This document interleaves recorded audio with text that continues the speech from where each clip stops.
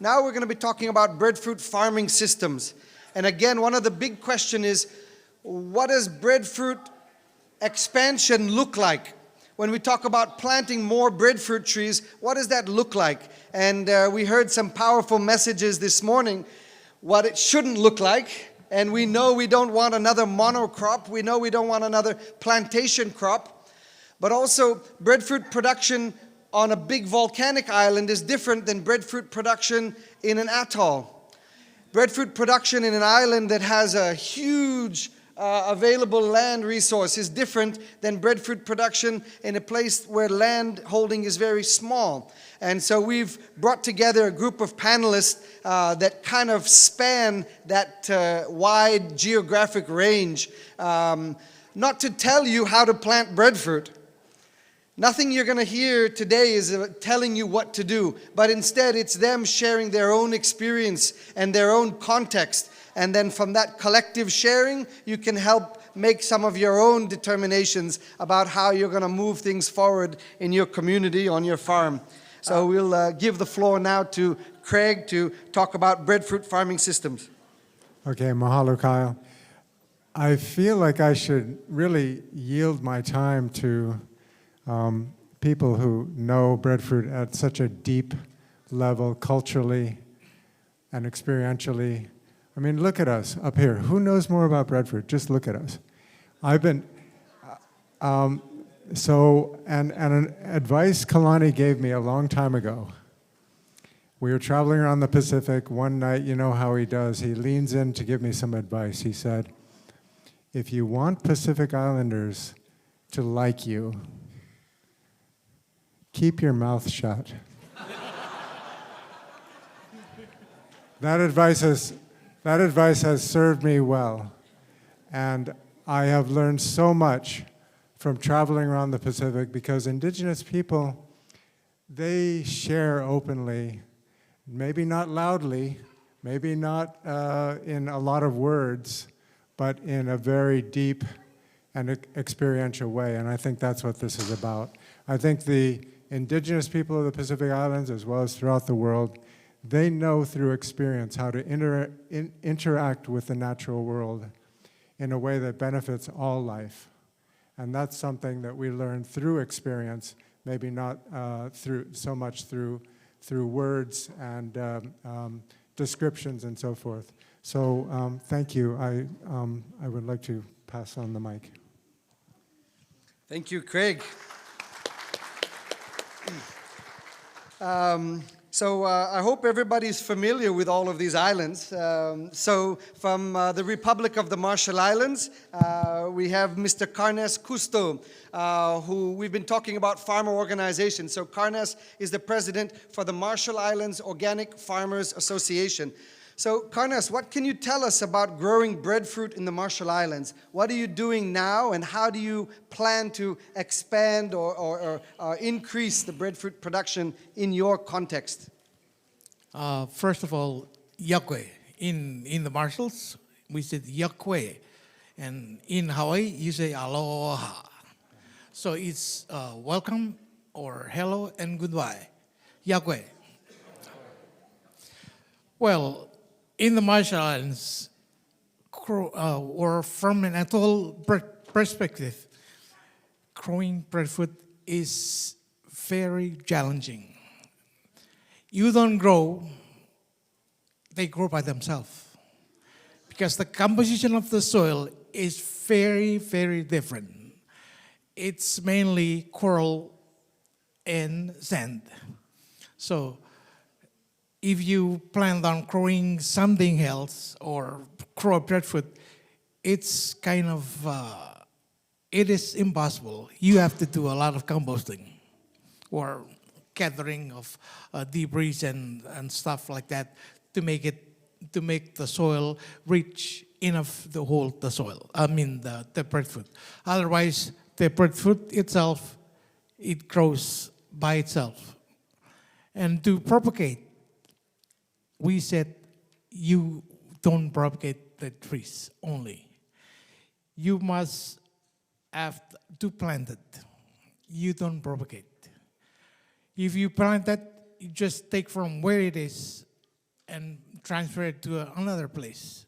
Otherwise, you will end up having something else.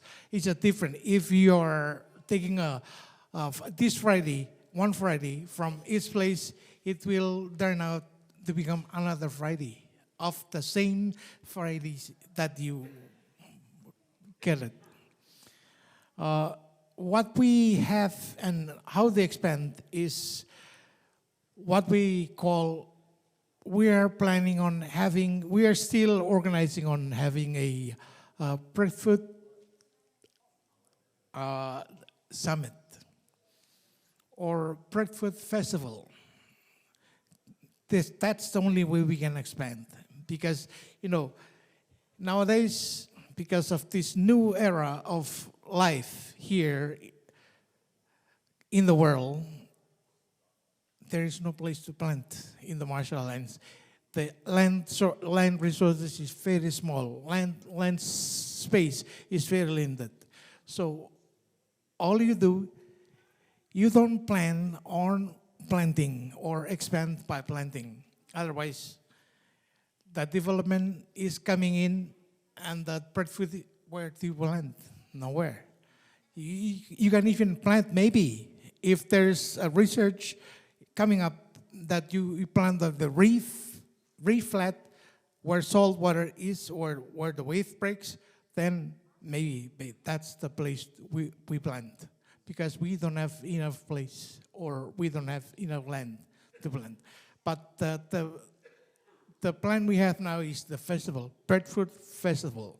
Thank you.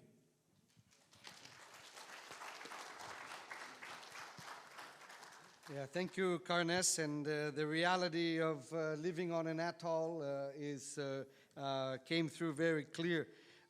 So Rutan works for the Ministry of Environment, Lands and Agriculture. But even though he works for the government, he's a strong believer in farm organizations and has been instrumental in forming or relaunching the Kiribati Organic Farmers Cooperative.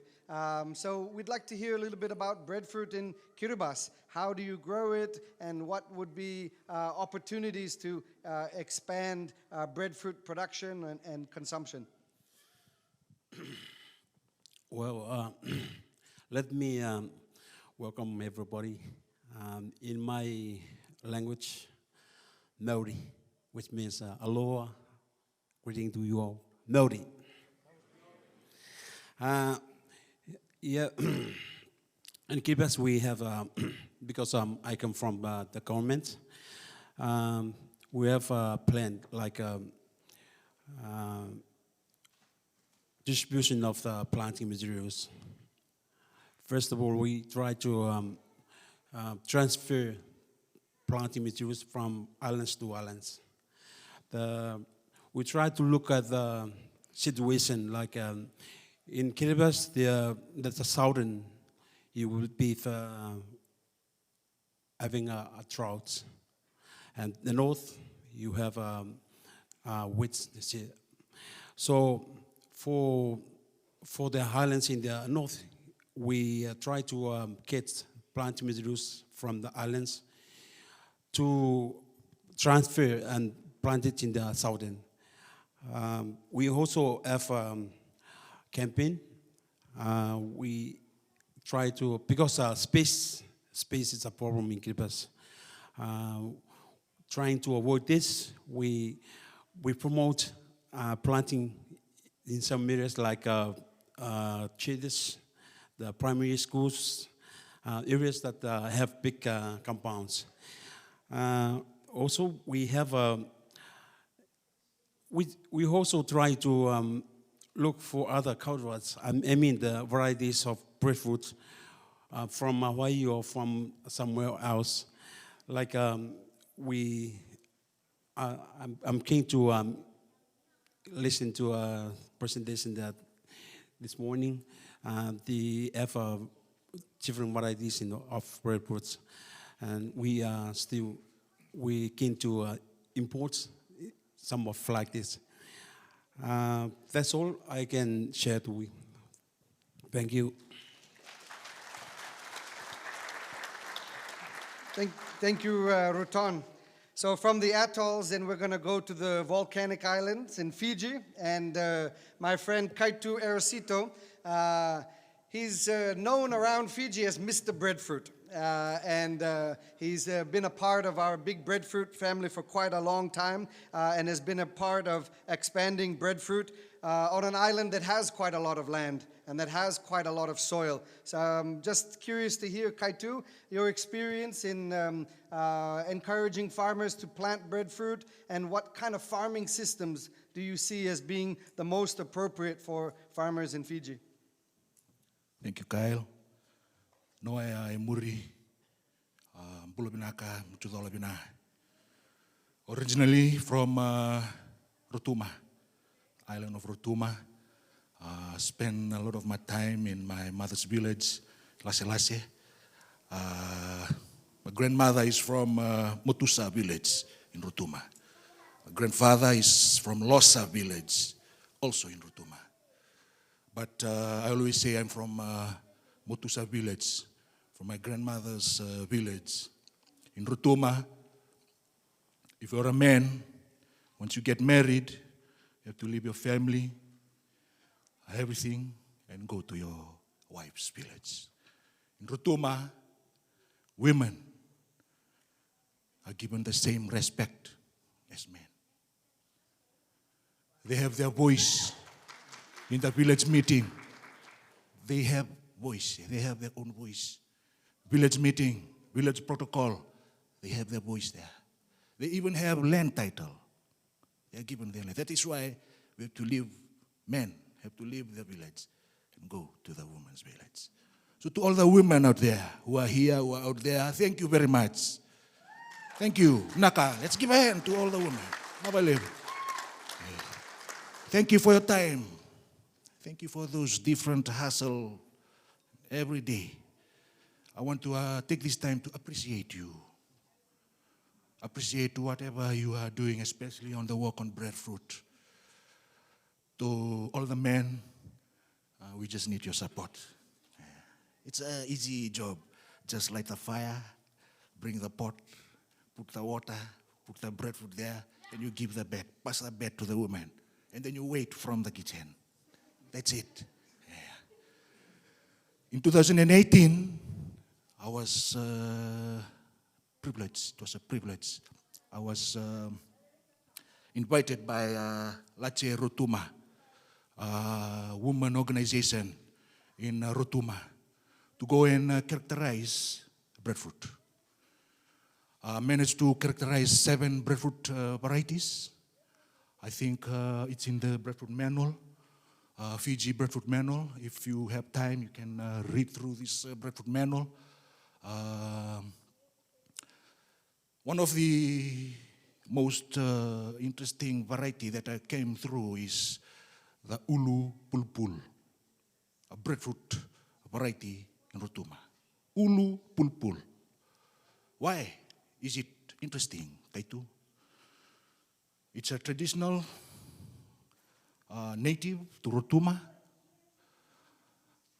and I was really fortunate to go and characterize the last Ulu Pulpul tree, the last tree. Why was it the last tree? I asked the village. They told me, you have to cut the whole tree, deposit them in the sea. So the village cut the tree, deposit them. After 2-3 weeks, they remove the whole tree, remove the bark. Inside the tissue of the breadfruit, ulu pulpul, they start to make or weave fish net. Fishing net, traditional method for catching fish in Rotuma. You cannot go wrong. It's a big catch, traditionally used, still used now. Since it was the last tree, they were asking, how can you propagate more of this tree? We need more of this tree because of the fruit size, 4 to 5 kilo per fruit. From the knowledge, experience, I managed to show them how to practice marketing We all know what is makoting, practice root suckers collection, even root cuttings. Those are some of the ways to propagate them or to increase their numbers, to save the ulupulpul in Rotuma. So with the help of those women farmer organization, not only they were given the opportunity to experience the way to propagate breadfruit, processing breadfruit into flour. It was a major problem in the island. We have to wait for the ship to come.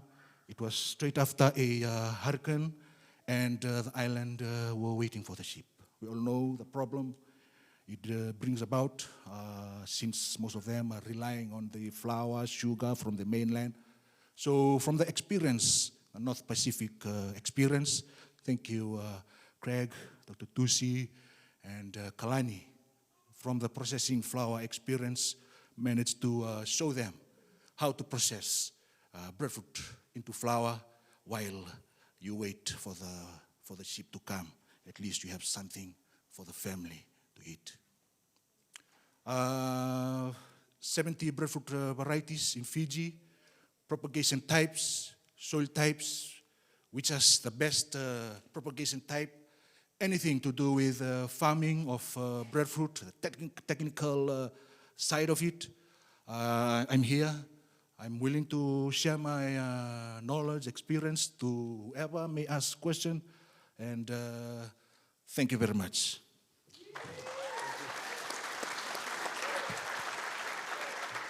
Okay. Thank you, Kaitu. And we do want to have an interactive element, but I think before I turn it over, Craig, after you've heard some of these perspectives from marshals, from Kiribati, and from Fiji, particularly Rotuma, do you have some thoughts or as an agroforestry expert and a proponent for that type of breadfruit farming system? Do you have some thoughts? Well, I have a couple of thoughts. So Doc Tusi, I don't see him in the room, but he taught me a long time ago. When an islander thinks of a breadfruit tree, it's not just a tree standing by itself. It's always in the context of many things growing. And so my interpretation of a lot of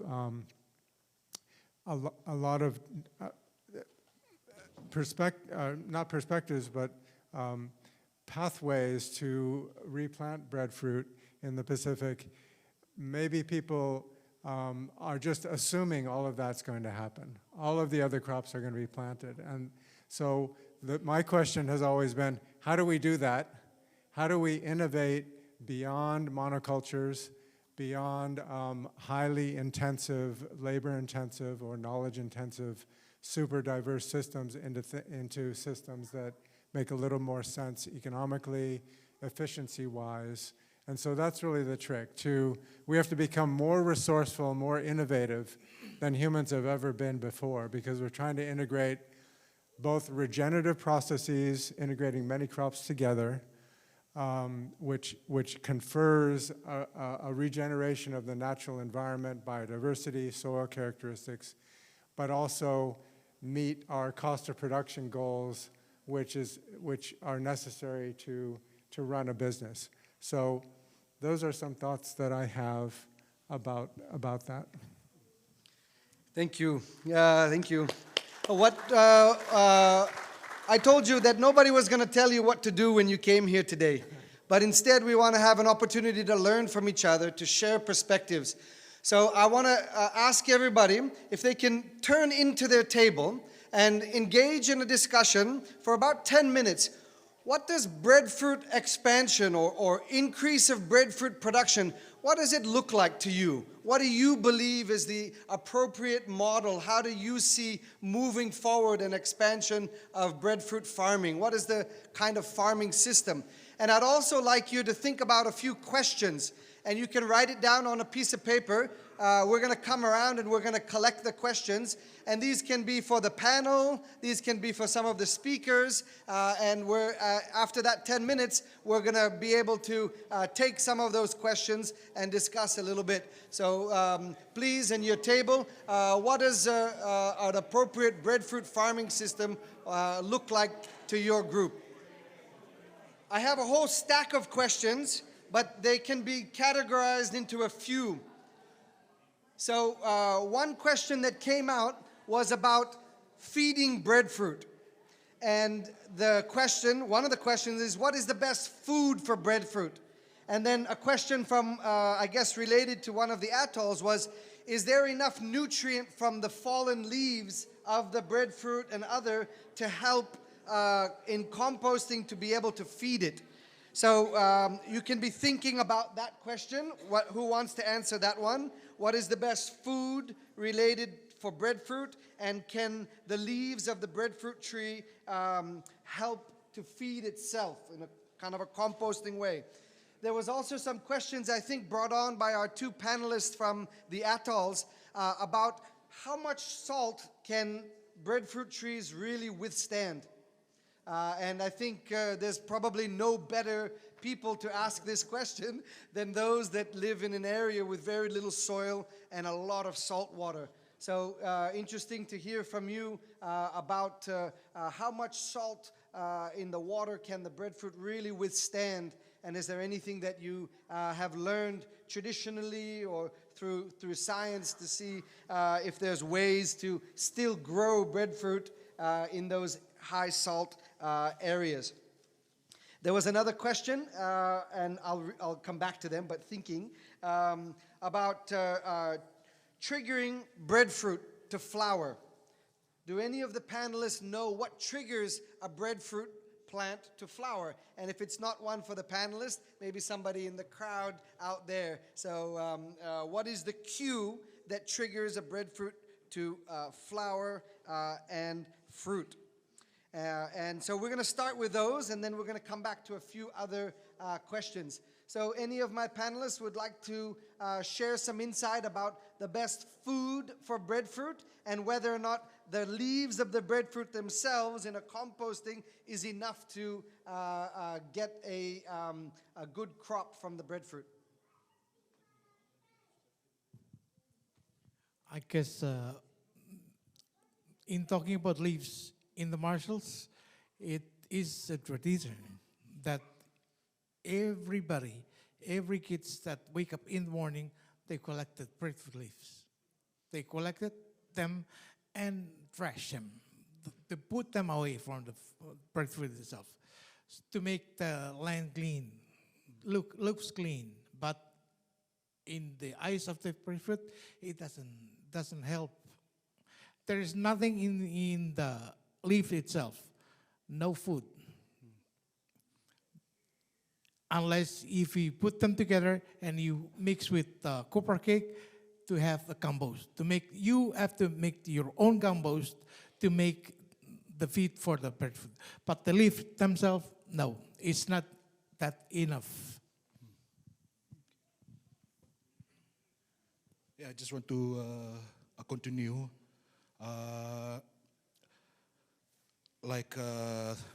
We have discussed about breadfruit leaves. Not only trying out breadfruit leaf, you can also collect the other leaves, other trees that have fallen leaves. Different trees, they extract different amount of nutrients in the soil. They are able to extract a different amount of nutrients. So they are different trees. So instead of just collecting breadfruit leaves, try other leaves, other dead branches, other compost. Try your own compost mix in order to help feed the breadfruit. Apart from fertilizer, man-made fertilizer, we have NPK, urea, and all that. But in the Marshall Island, it's a different experience. In the atoll, less topsoil, so you need more topsoil. The only way you can do that by creating a compost mix. Not only for breadfruit leaves, from the breadfruit leaves, but other branches, other. Thank you, Kaitu and Karnes. Maybe Rutan, can you share with us a little bit of your experience in how much salt can the breadfruit withstand? And is there any lessons from Kiribati about salt tolerance, different varieties, or ways to keep growing in an area where you have lots of salt water intruding? Well, if anybody familiar with the plant called Vigna, I'm not really knowing about salts, but in Kiribati we use the Vigna plant for our compost ingredients. To apply Vigna, I think it's also a supplement for salty problems. So, because it contains a lot of nitrogen, and it's good for everyone to apply the Vigna to your breadfruits. That's all. Okay.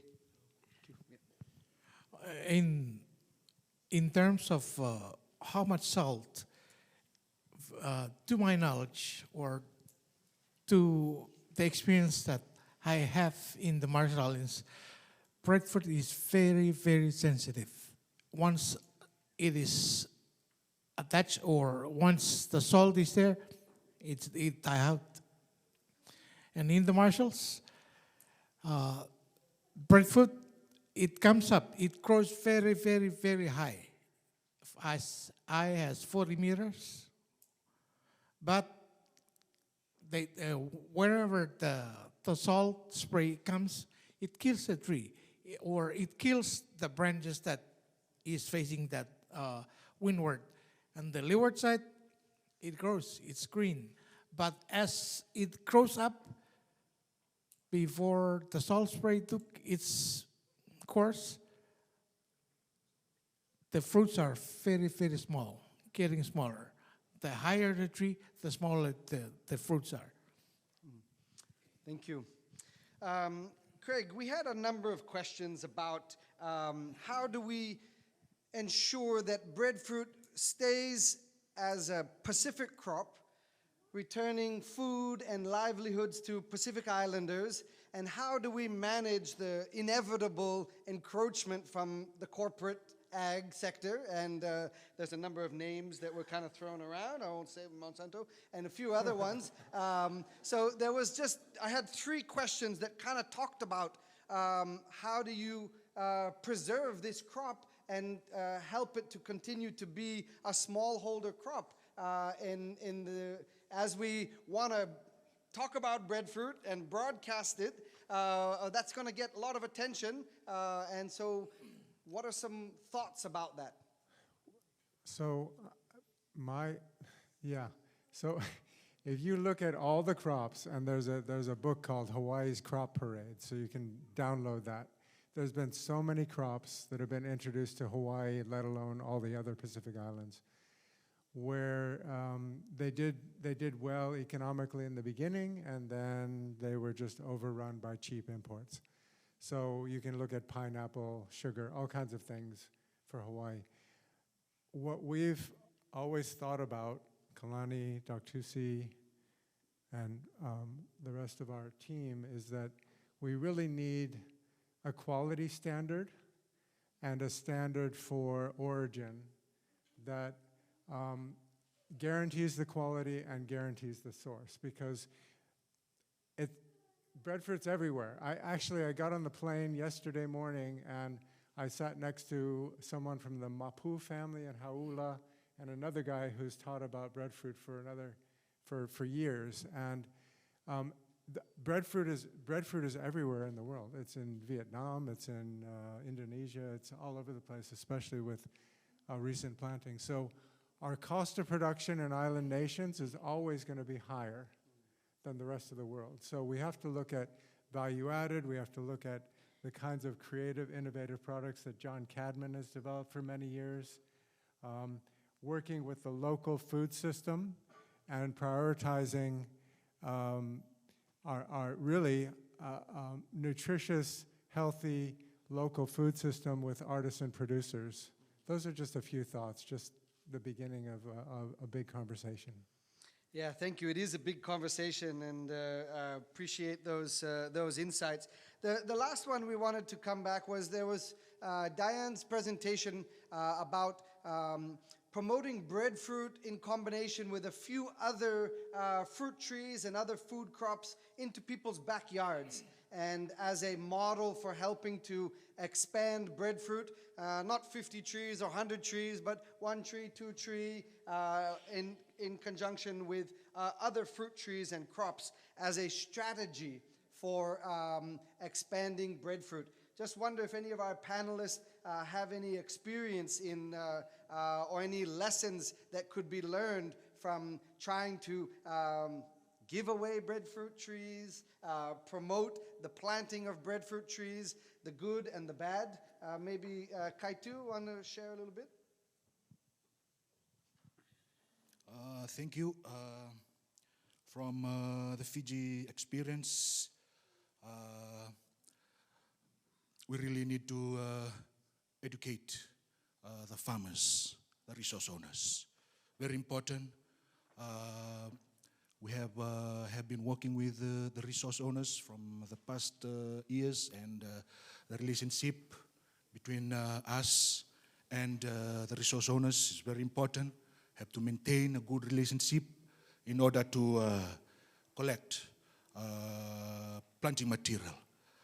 We have established breadfruit orchards around the western, around Vitilevu, and now we are still working on increasing the production, increasing the amount of trees that we are planting in most of the new farmers, involvement of other farmers' organization. We are working closely with them in increasing the production. We also encourage the farmers to, while planting breadfruit, to practice intercropping. Intercropping is a must. While you wait for the breadfruit to come into production, you can harvest those short-term crops. We are using 9 meter by 9 meter spacing. The gap in between, you can plant short-term crops. We are using pineapple as an intercrop plant. Not only that, we have cassava, we have root crops, just to feed the family while they wait the breadfruit to come into production. Thank you. Okay, I'm also really excited because a lot of the questions that we're getting are really things that are on people's mind about planting breadfruit, feeding breadfruit, watering breadfruit. And I want to just encourage you that there is a whole lot of research out there. There is a whole lot of literature out there. And I think one of our goals as a network is to try and make that information more accessible. And so I want to point you to Breadfruit People, not because it has produced the information, but it's working to bring together. So the Breadfruit Institute, the University of Hawaii, the Craig and their agroforestry books, the Ulu Cooperative, Kaitu and his group with Dr. Andrew McGregor. So there are a whole lot of resources out there, good technical resources. Some of it is scientific, and some of it is traditional knowledge, and I think you need that kind of blending and merging. So we still have a lot of unsolved research questions, and our panel this afternoon will look at that, but a lot of what we kind of heard today is available and out there. Just in closing out this session, I had posed some questions back to the panelists, and just a quick reflection from the panelists. For those who are here interested in growing breadfruit, promoting breadfruit, what are some quick advice or things that have worked well in your experience in promoting breadfruit. We could just have a quick roundup from all of you, and then we're going to have some lunch and time of networking. So that's my final question. A final advice or important lesson from your experience to the participants here today. Can start with you, Kaitu. Thank you, Kyle. From my knowledge, my experience, I think all stakeholders need to work together in order to promote breadfruit. We're looking at the supply chain, and the value chain of breadfruit is very important. The relationship is very important. The actors who are acting along the supply chain, they need to communicate, they need to work together in order to move this product. Back in Fiji, we are promoting breadfruit orchard establishment, still going, still planting, still moving, still educating, still learning, a lot of research, a lot of questions need to be asked, need to be answered, research questions. We have a good question from one of the table, how to induce fruit. How can we enhance fruiting in breadfruit? How can we quickly get those fruit? A lot of research questions. I have a privilege in the next 2 weeks.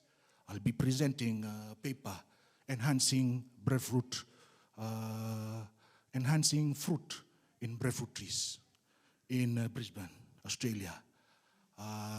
It's a privilege. I was working with ACIR. It was an ACIR project.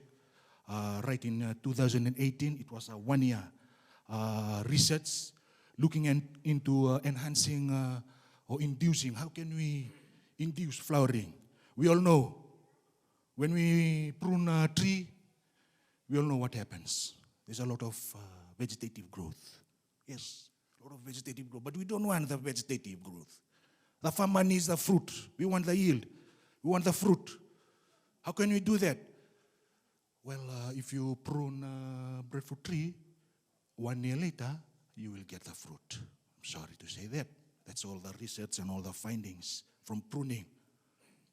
After 1 year, you will have the fruit. The farmer, they don't want that. They want the fruit every time there. But breadfruit is a seasonal crop, you all understand that. But through this project, enhancing fruit yield in breadfruit, we had a discussion with scientists. A mango scientist was brought in this research work. Why? They've been using peclobrutazole, a chemical that reduces vegetative growth but induce flowering. Only in mango, not in breadfruit, but only in mango, cherry, apple, working on it in Australia. So from that experience, why not try it out to breadfruit? We did a trial 1 year later. It was for 1 year.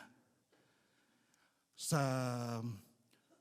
the main research finding there is to just get the right dose of peclobrutazole. How many doses is required? For mango, 30 ml was the required amount to induce. While you prune mango, a lot of vegetative growth, apply peclobrutazole, then it will induce. So we did that trial, replicated to breadfruit, and we found out that it was a success, but unfortunately, it was just for 1 year. So more research needs to be done in that area. So I ask the research department to look into that in the future. Thank you. Thank you, Kaitu. Yep. Any quick advice as we round up from Rutan, Kanes? Okay, I just want to, I think the gene bank, if we are talking about the gene bank, is very important for keepers in case we want to promote gene bank in order to preserve those kind of varieties that are disappearing. That's all I want to share. Gene bank, important to have your gene bank to preserve your varieties. Thank you. As Rowan said, gene bank is one of the most important thing for us at all countries, like the Marshall Islands and the Kiribati, because we share the same problem, but they are smaller than us. Anyways, we are the same because we are from adults, and the only thing we are doing, which is the best practice, is pruning. This pruning of breadfruit is very common, but there is always a problem. As he said, the farmers, they don't want to wait a year or two to get the fruit. They want the fruit now. But keep in mind, breadfruit is seasonal. It's not every day or every month they will get the fruit. But back home, we are establishing this kind of breadfruit that is fruiting all year long, not seasonal. Just remember, when we say seasonals in terms of breadfruit, 2 times a year. But this new variety, which is a Samoan variety, it keeps fruiting, I don't know, 5 or 6 or 7 or 8 times a year. Thank you. The last word goes to you, Craig. Thank you so much. I feel like Kaitu, Rutan, and Karnas have really said it all. The only thing I would add is that people have known how to grow breadfruit sustainably, regeneratively for centuries, millennia. And the new thing that we're experiencing now is an explosion of creative products from the breadfruit. That's something new in human history. We have an incredible number of people here who have innovated in their products. John brought a bunch of samples here, and there's other samples. So I would say the way to endear people to the breadfruit is through food and innovative products. Nourishing people the way breadfruit has for centuries, but in new and innovative ways, really reaches people. Thank you. Can we give a round of applause for our panelists?